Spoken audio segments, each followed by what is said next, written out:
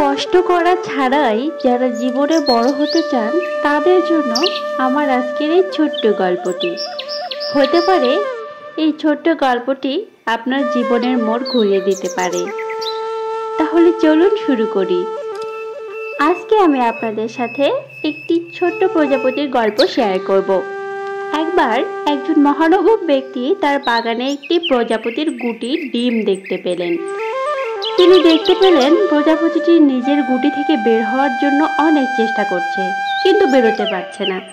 সদ্য জন্মানো প্রজাপতিটি অনেক চেষ্টা এবং পরিশ্রম করছে, কিন্তু যে ডিম বা গুটি থেকে সে জন্মাচ্ছিল সেটি থেকে তার শরীরের বাকি অংশ বের করতে পারছে না। একটা অবস্থায় গিয়ে মনে হচ্ছে হয়তো প্রজাপতিটি আর বের হতে পারবে না। সে দাপাদাপি করেও থেমে গেছে। এই দৃশ্য দেখে লোকটির মায়া হলো এবং সে গিয়ে গুটির বাকি অংশটি একটি কেচি দিয়ে কেটে প্রজাপতিটিকে বের করে ফেলল। কি মনে হচ্ছে লোকটি প্রজাপতিটির উপকার করেছে, তাই না? আসলে আপাতত দৃষ্টিতে এটি উপকার মনে হলেও প্রজাপতিটির সবচেয়ে বড় ক্ষতিটিই করেছে ওই লোকটি। প্রজাপতিটির গুটি থেকে বের হয়ে আসার জন্য যে চেষ্টাটি করছিল তাতে প্রজাপতিটির শরীর আগামী দিনের চ্যালেঞ্জ নেওয়ার জন্য প্রস্তুত হচ্ছিল।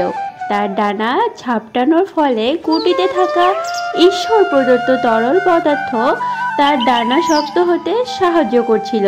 কিন্তু এই লোকটি যখন এটিকে বিনা পরিশ্রমে বের হয়ে আসতে সহায়তা করলো, তখন তার ডানা হয়ে উঠল অপরিপক্ক। প্রজাপতিটি এর বাকি জীবনে একবারও ভালো করে উঠতে পারেনি, কারণ তার ডানায় ওড়ার জন্য যথেষ্ট শক্তি ছিল না। তো এই গল্প থেকে আমরা কি শিখতে পারলাম?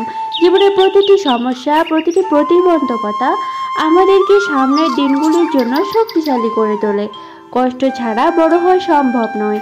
তাই নিজের জীবনের চ্যালেঞ্জ মোকাবেলায় অন্যের আশায় বসে না থেকে বা অন্যের কাঁধে ভর দিয়ে পার করে দেওয়া আমাদের নিজেদের জন্যই ক্ষতিকর। তো বন্ধুরা, ভিডিওটি ভালো লাগলে একটি লাইক করো এবং আমার চ্যানেলটিকে সাবস্ক্রাইব করে দাও।